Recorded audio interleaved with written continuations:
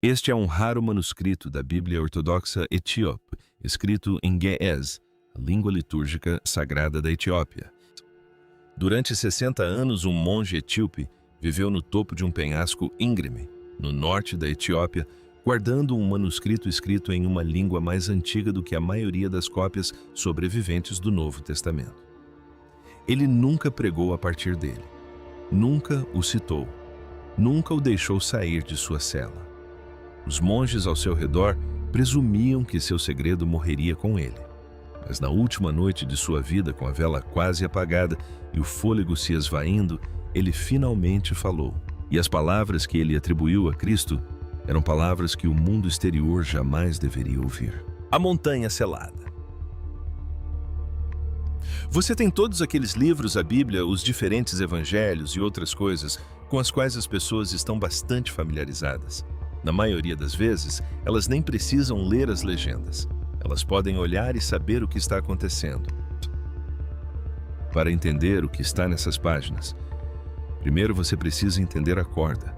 O mosteiro de Debre Damon fica no topo plano de um penhasco íngreme no norte da Etiópia.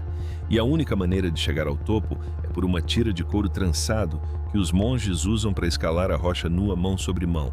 Abba Thakla fez essa escalada uma vez em 1965. Durante 60 anos ele nunca mais desceu.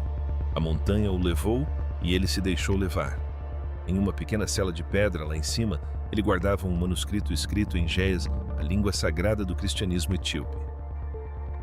A tradição diz que essa língua já foi falada pelos próprios anjos. A Bíblia etíope é a Bíblia mais antiga, a cópia mais antiga da Bíblia etíope, que está completa em termos de Gênesis, Apocalipse, é do século XIV.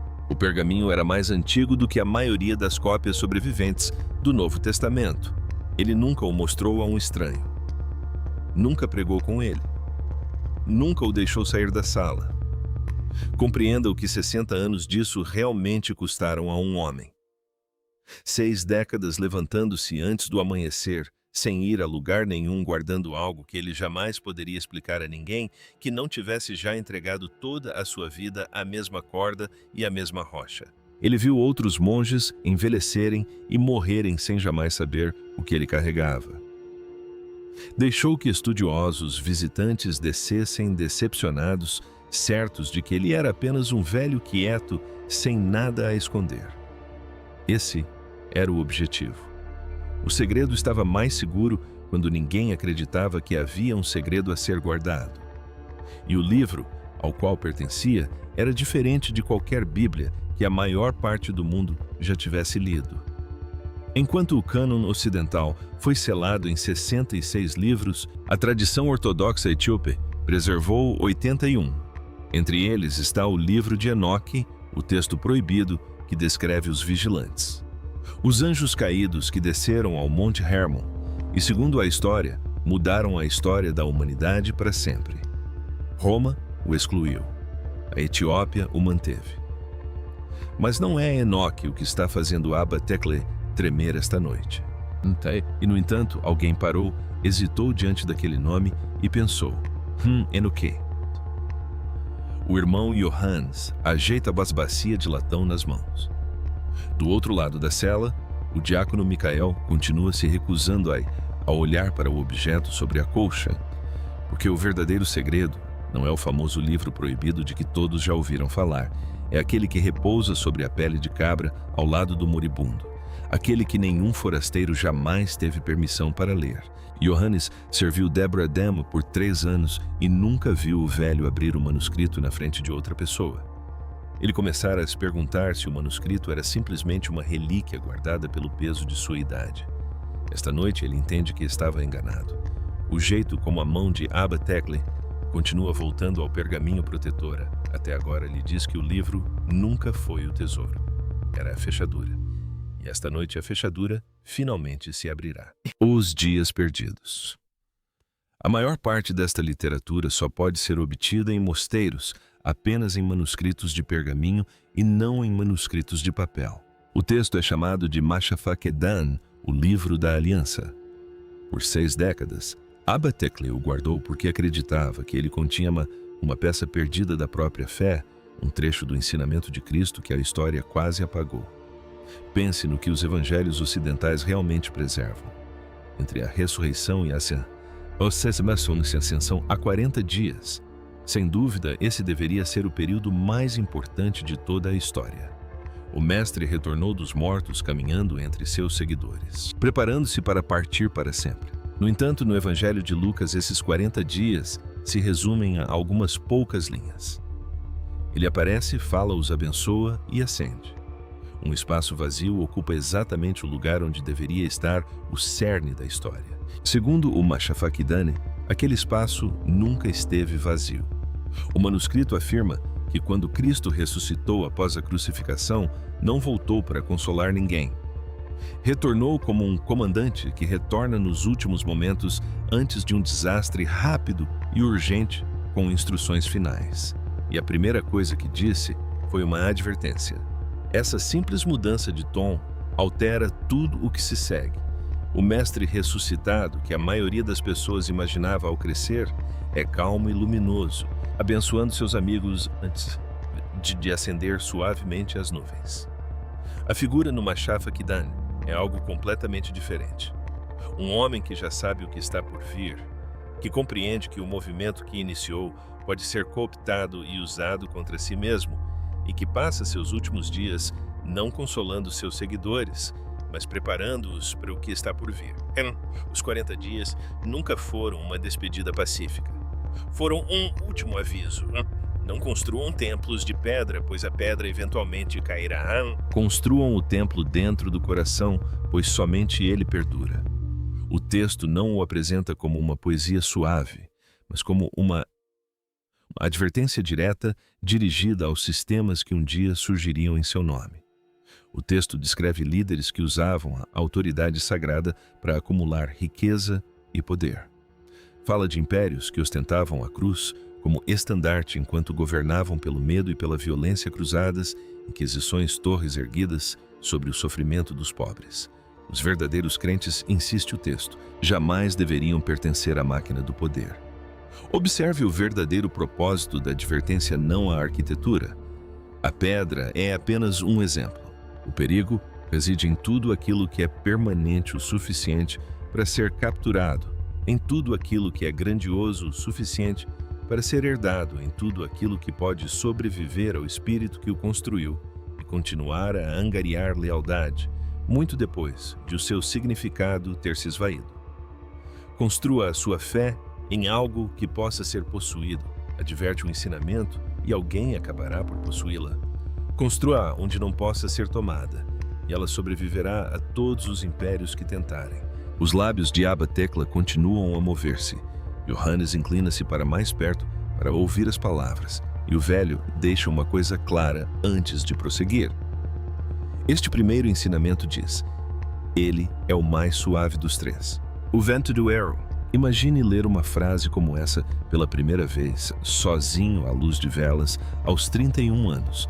Essa era a idade de Abba Tekla, quando o manuscrito chegou às suas mãos, e ele diz que as palavras reorganizam algo dentro dele que nunca mais voltou ao lugar.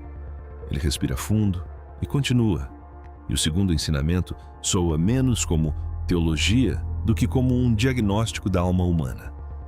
Cada pessoa, diz o manuscrito, carrega duas forças invisíveis, o vento da vida e o vento do erro.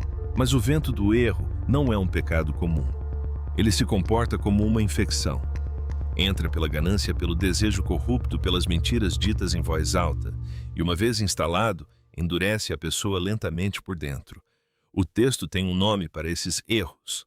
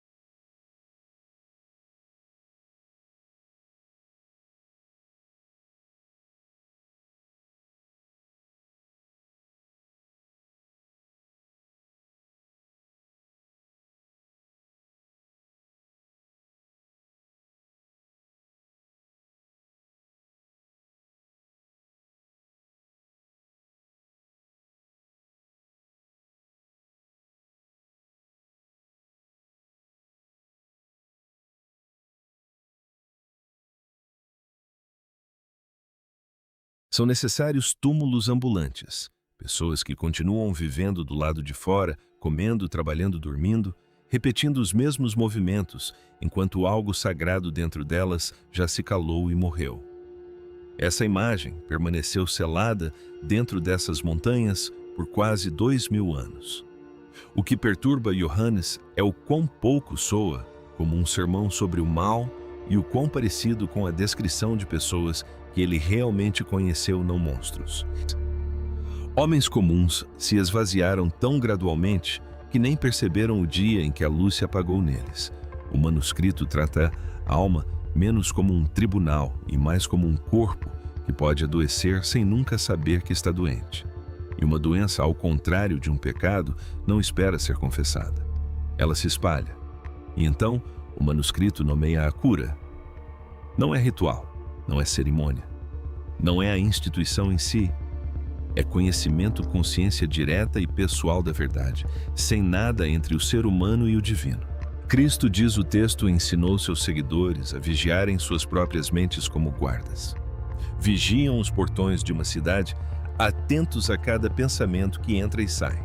Micael, que evitou o manuscrito a noite toda, finalmente se volta para ele, porque Abatecle para aqui na beira da próxima linha e ainda não a dirá. A frase não dita paira na cela como fumaça. E os olhos do velho se voltam para Johannes como se estivessem decidindo se o menino está pronto para carregá-la. O silêncio entre os pensamentos. Os monges acreditam que a próxima frase era mais perigosa do que qualquer outra coisa no livro. Tão perigosa que, se tivesse se espalhado livremente pelo Império Romano, toda a força da estrutura da religião institucional poderia ter entrado em colapso em uma única geração. Assine antes que isso se aprofunde ainda mais, porque o que o velho está prestes a dizer é a parte que o mosteiro escondeu com mais cuidado. Então, a vela se apaga e Abatecle diz: o reino dos céus existe dentro de você, oculto no silêncio entre os pensamentos. Leia com atenção essa única frase, elimina o intermediário. Imagine o mundo em que ela foi proferida pela primeira vez, um mundo onde o acesso ao divino era racionado, onde os sacerdotes detinham as chaves, os templos coletavam as oferendas, e a salvação chegava pelos canais adequados e pelos pagamentos adequados. Um ensinamento que coloca o reino dentro do silêncio de uma mente humana não altera essa ordem, ele a dissolve. Não há mais nada para vender, nada para guardar, nenhuma torre alta o suficiente para se interpor entre uma pessoa e a verdade que ela pode alcançar sozinha. Pessoas que se sentem diretamente conectadas ao divino são notavelmente difíceis de controlar. Segundo Abatecle, é exatamente por isso que o Mashafa Kidon desapareceu do mundo. Um ensinamento como esse não ameaçava uma doutrina, ameaçava toda uma economia do medo. E não está pedindo a ninguém que abandone a fé. O desafio é encontrar o centro de tudo num lugar inacessível a qualquer autoridade. O reino não reside num edifício, nem numa hierarquia, nem numa cerimônia executada com perfeição pela autoridade competente. Ele está na fração de segundo de silêncio entre um pensamento e o seguinte, acessível tanto a um camponês como a um imperador em perfeita igualdade de condições. Ao remover as instituições, o ensinamento não perde nada, pois nunca esteve contido nelas. Foi precisamente isso que tornou impossível permiti-lo. Johannes sente o chão de tudo em que foi criado para acreditar e inclinar-se alguns graus sob seus pés. Ele abre a boca para fazer uma pergunta, mas o velho levanta um dedo trêmulo porque há um terceiro ensinamento, e é aquele que os monges mais temiam.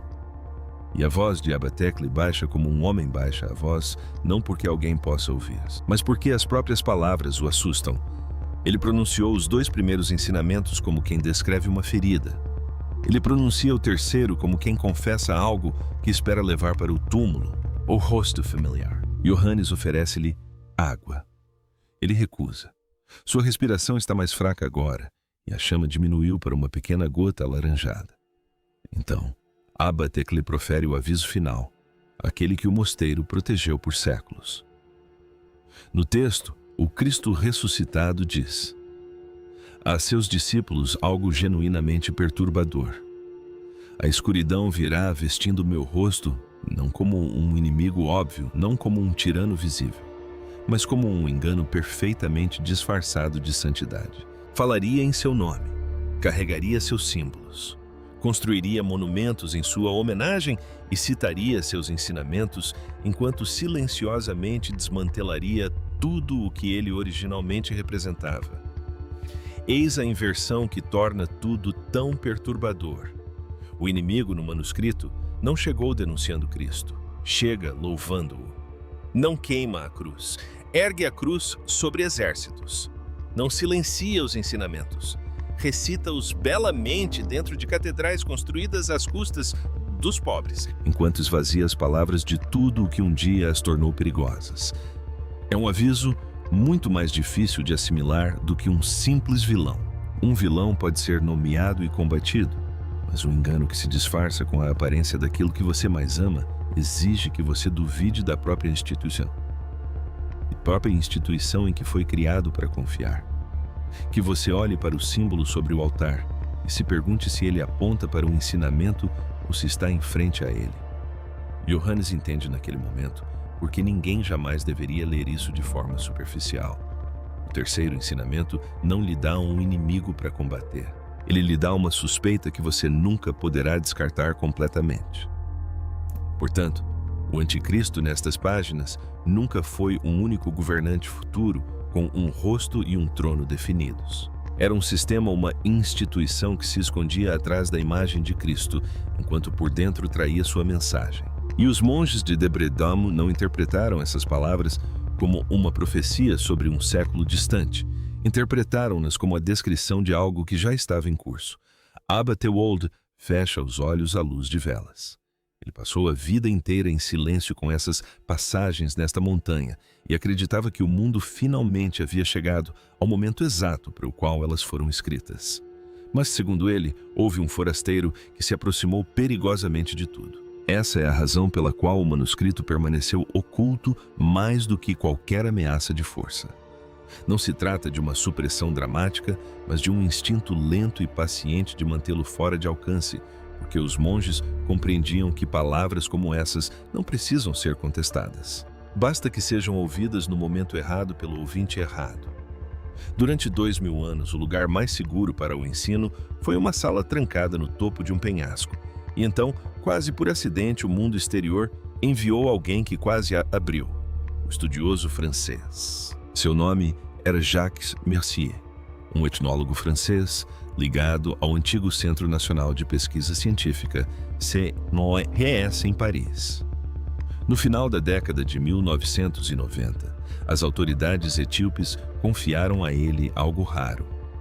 Colocaram em suas mãos os evangelhos de Garima, antigos manuscritos ilustrados, posteriormente datados entre 330 e 650 depois de Cristo, entre os textos cristãos ilustrados mais antigos que sobreviveram na Terra. Imagine aquele momento, uma sala escura de um mosteiro, o cheiro de pergaminho antigo e fumaça de vela, e um estudioso meticuloso segurando páginas tão antigas que antecediam quase todas as autoridades em que ele havia sido ensinado a confiar. Mais tarde, ele descreveu o silêncio naquela sala, o peso estranho do livro em suas mãos e o leve tremor em seus próprios dedos quando a compreensão o atingiu. Ele não estava lendo sobre a igreja primitiva, ele estava tocando-a. Ele viera para fazer um trabalho para examinar, datar, autenticar o trabalho frio e meticuloso de um cientista. Os evangelhos de Garima não lhe permitiram manter essa distância. Em algum momento, entre abrir a capa e virar a primeira página iluminada, o observador atento se tornava um homem que compreendia estar segurando algo que, segundo a cronologia organizada da história da Igreja Ocidental, nem deveria existir. As autoridades que ele havia citado durante toda a sua carreira, de repente pareceram mais jovens do que o objeto em suas mãos. Apenas fragmentos do Mashafaq-Danê chegaram aos olhos ocidentais, mas os poucos que encontraram, ao menos um pedaço dele, descreveram algo próximo ao que Mercier sentiu, uma espécie de vertigem, a sensação de que o chão estava se movendo sob tudo em que acreditava. Abba Thekla carregava essa vertigem todos os dias desde 1965, A diferença é que Mercier pôde largar o livro e voltar ao seu próprio século. Ele pôde fechar suas anotações, embarcar em um avião e retornar a um mundo onde a igreja que ele conhecia ainda estava exatamente onde a deixara. Abba Teklehman nunca teve essa sorte. Ele viveu na vertigem de um penhasco por 6 décadas, o único homem desperto para uma verdade que lhe era proibida de compartilhar. Esse é o peso que Johannes consegue ver pressionando o velho contra o colchão enquanto fala. E aqui, na montanha, ele diz aos 2 jovens monges que a coisa mais perigosa nessas terras altas pode não ser o manuscrito, pode ser o que repousa sob a pedra aos seus pés, debaixo da pedra. Por quase 3.000 anos, a Etiópia fez uma afirmação que o resto do mundo nunca deixou de questionar, a de que a Arca da Aliança não está perdida. Segundo a tradição, ela permanece até hoje dentro da igreja de Nossa Senhora Maria de Sião, na antiga cidade de Axum, não como um símbolo, mas fisicamente presente no local. A história é contada no Quebra-Nagast, a crônica real sagrada da Etiópia. A rainha de Sabá viaja a Jerusalém e encontra o rei Salomão. Dessa união nasce um filho, Menelik I, que mais tarde retorna para visitar o pai, recebe a oferta do trono de Israel, recusa-a e retorna à Etiópia. Segundo a tradição, ele não voltou de mãos vazias.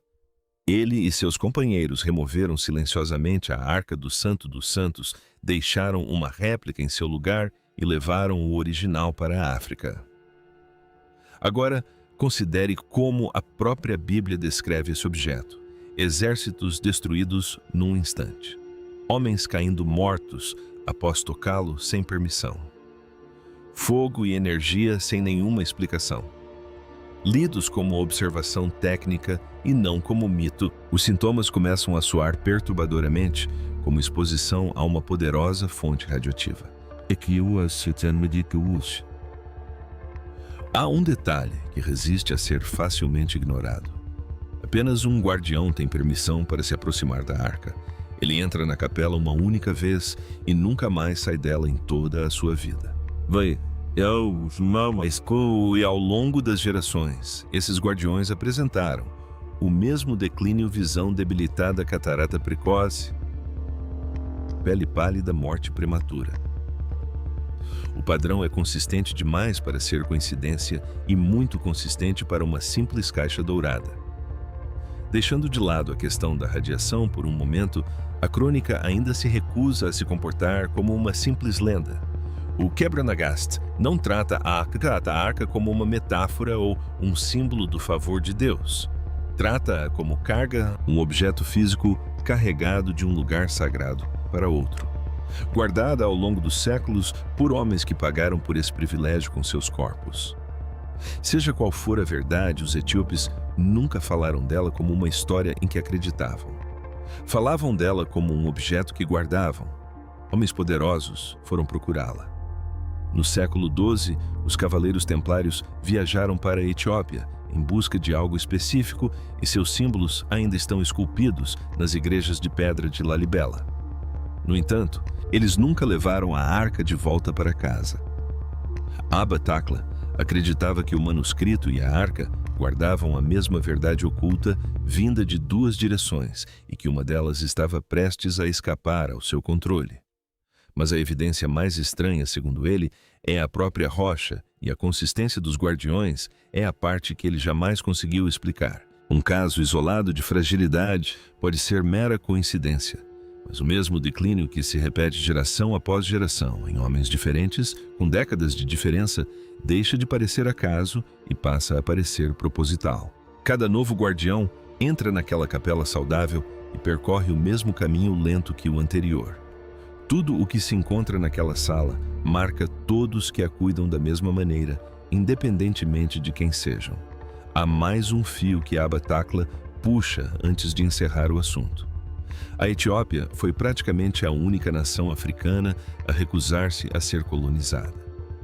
Em 1896, quando a Itália invadiu com armas modernas e o apoio de um império europeu, as forças etíopes derrotaram-na na Batalha de Adwa. Para grande parte do mundo exterior, foi uma impressionante vitória militar.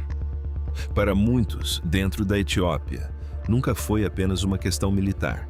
Era como proteção, como se o país que guardava a arca e o manuscrito estivesse sendo protegido em troca. A cidade esculpida. Lalibela é o lugar para onde Alba-Tikai mais retornava em seus pensamentos, embora o tenha visto apenas uma vez aos 29 anos. Porque Lalibela não parece construída, mas sim extraída da própria terra. As 11 igrejas do rei Lalibela não foram erguidas pedra sobre pedra, como catedrais comuns. Paredes, janelas, pilares, câmaras e sistemas de drenagem foram todos esculpidos diretamente na rocha vulcânica sólida e não construídos de baixo para cima, mas sim escavados de cima para baixo, onde um único corte mal calculado poderia arruinar toda a estrutura sem possibilidade de recolocar as pedras. Engenheiros modernos que estudaram o local chegaram a uma conclusão controversa. Com ferramentas do século XII, a obra deveria ter exigido dezenas de milhares de trabalhadores ao longo de mais de um século.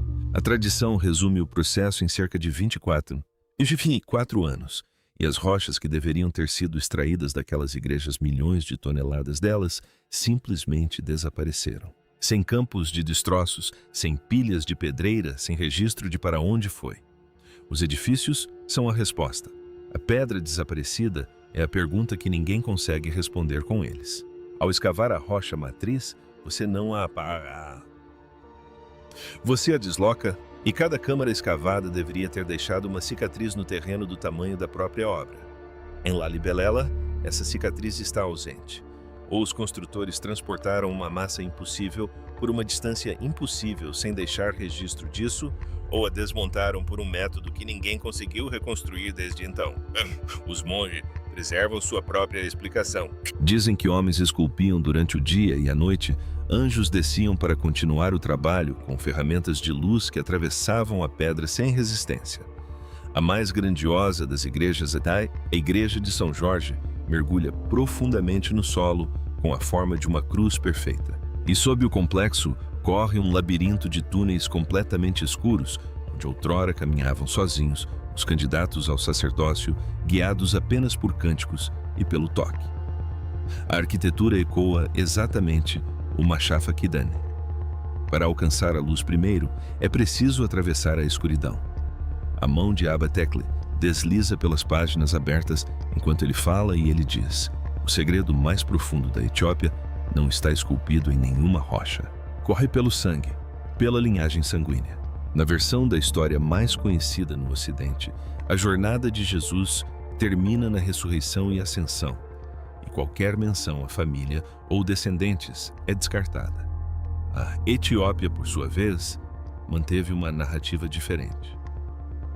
A dinastia salomônica governou o país por quase 3.000 anos, desde os tempos antigos até 1974, e o último imperador, Haile Selassie, ostentava o título de Leão Conquistador da tribo de Judá, não como um floreio, mas como uma reivindicação genealógica, traçando sua linhagem diretamente até o rei Davi.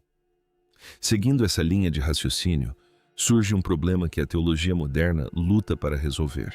Se a própria Maria descendia da casa de Davi e a linhagem real da Etiópia preservou essa mesma ancestralidade por milênios, então a conexão desse país com Cristo pode não ter sido entendida como meramente espiritual, pode ter sido entendida como familiar literal biológica, e a genética não facilitou a refutação dessa ideia.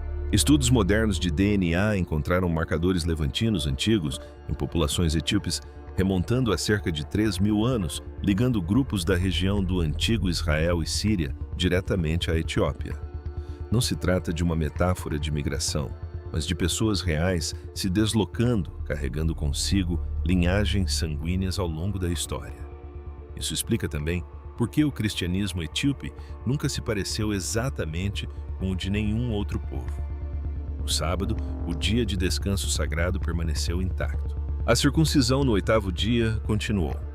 As leis dietéticas derivadas da tradição levítica nunca foram abandonadas. A Etiópia não reviveu essas práticas séculos depois. Simplesmente nunca as deixou cair. assim como uma família mantém os hábitos de um ancestral sem se perguntar o porquê. O irmão Johannes ouve isso e continua, pois, pressente para onde o ancião está indo.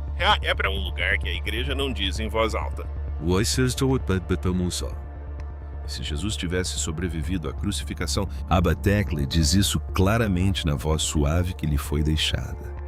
Alguns escritos antigos insinuavam exatamente isso, sem anúncios e sem drama, apenas fragmentos dispersos pelas tradições que descrevem um homem que desapareceu em vez de morrer. E se tal homem precisasse de refúgio, além do alcance de Roma, em algum lugar defendido por pessoas ligadas a ele por sangue. E lealdade, que destino mais seguro poderia haver do que um reino governado por sua própria linhagem? Nas profundezas das terras altas da Etiópia, as histórias orais ainda falam de uma figura que chegou do norte há muito tempo. Um curandeiro, um professor, uma presença diferente de tudo que o povo já havia encontrado. Nunca o chamaram de Jesus. Chamavam-no de o Mestre Justo. E nenhum historiador externo jamais explicou completamente quem ele era. Seja essa figura uma memória, uma lenda, ou um homem, o ditado construído em torno dele, carrega sua própria reivindicação silenciosa. A água pode ser carregada, compartilhada, derramada de um recipiente para outro e mudar um pouco a cada vez. Um poço não viaja, é a fonte. E todos que querem a água precisam vir até ele. O verso não diz que a Etiópia recebeu a fé. Diz que a Etiópia preservou a sua origem. Os olhos de Abba Tekle estão fechados agora. Antigas orações em Ge'ez deslizam por seus lábios, e ele repete o ditado que a igreja etíope carrega há séculos. Um verso que soa menos como poesia e mais como uma verdade guardada. O oeste tem a água. Nós temos o poço. Então ele abre os olhos, fixa-os em Johannes, e o menino finalmente faz a pergunta que pairou sobre a cela a noite toda. Por que agora? Por que quebrar 60 anos de silêncio esta noite? Por que agora? Porque diz o ancião: este é o momento para o qual os ensinamentos foram escritos. O Machaf Akedan descreve a era final com uma frase em Ge'ez que se traduz aproximadamente como teias de ilusão, um mundo transbordando de conexões, mas vazio de verdade. Um lugar onde as pessoas falam sem nunca estarem juntas, onde veem sem usar os próprios olhos, onde as imagens se movem mais rápido que a verdade, e a imitação substitui lentamente a experiência humana real. Um mundo de telas infinitas, ruído infinito, realidades artificiais infinitas, descrito há quase 2000 anos em palavras que se aproximam desconfortavelmente da internet e das redes sociais e até mesmo das primeiras formas de inteligência artificial. Dentro da tradição monástica, existe uma teoria que reformula tudo. Os monges nunca estiveram apenas preservando escrituras antigas, eles protegiam uma mensagem lacrada, uma mensagem de emergência destinada a permanecer selada até que a humanidade correspondesse às condições exatas ali descritas. O gatilho nunca foi uma data. O gatilho foi o reconhecimento. É uma maneira estranha de pensar em um livro sagrado não como um registro do que aconteceu, mas como uma carta para um futuro, que seus autores só podiam esboçar em símbolos selada com uma condição em vez de uma data. Por essa lógica, o manuscrito nunca foi destinado ao século em que foi escrito, nem a nenhum dos longos anos que Abba Tekle passou guardando. Era destinado à ex-primeira geração que pudesse ouvir as peças, a expressão teias de ilusão, e sentir um arrepio de reconhecimento em vez de confusão. Ele acreditava ter vivido o suficiente para se tornar esse leitor. E Abba Tekle acreditava que o reconhecimento havia chegado. A confiança nos governos, na mídia e na religião organizada está se esvaindo mais rápido do que em qualquer outro momento da história recente, enquanto milhões buscam algo direto e real, sem intermediários. Isso chega a reescrever a própria história da Igreja. Pela lógica interna dessas tradições, o Concílio de Nicéia, em 325, depois de Cristo, fez mais do que organizar a doutrina. Ele a neutralizou. Os livros excluídos do cânone não foram descartados por serem pouco confiáveis. foram descartados porque descreviam os seres humanos como espiritualmente soberanos, capazes de alcançar o divino, sem que sacerdotes ou impérios controlassem o acesso. Remover esses livros significa remover essa independência. Alguns fragmentos do manuscrito se afastam ainda mais de qualquer coisa que se assemelhe à religião e se aproximam de algo quase científico, com passagens que se assemelham a descrições de frequência de ressonância, a ideia de que o som e a vibração podem mover a matéria física. De repente, os anjos de Lalibela, esculpindo pedra com ferramentas de luz, soam menos como um milagre e mais como a lembrança de uma engenharia que o mundo depois esqueceu. Talvez esses ensinamentos nunca tenham sido apenas espirituais. Talvez fossem os resquícios de uma ciência enterrada oculta por pessoas que compreendiam precisamente o seu poder. E no alto do penhasco, o último homem a quem foi confiado todo esse conhecimento está quase sem tempo. O último Susper, a vela está quase apagada. Johannes ouve o ruído irregular no peito do velho monge. O diácono Micael, que não é um homem dado a sentimentos, tem lágrimas no rosto. Abba Tekla repousa uma mão trêmula sobre as páginas abertas do Machaf Akidon.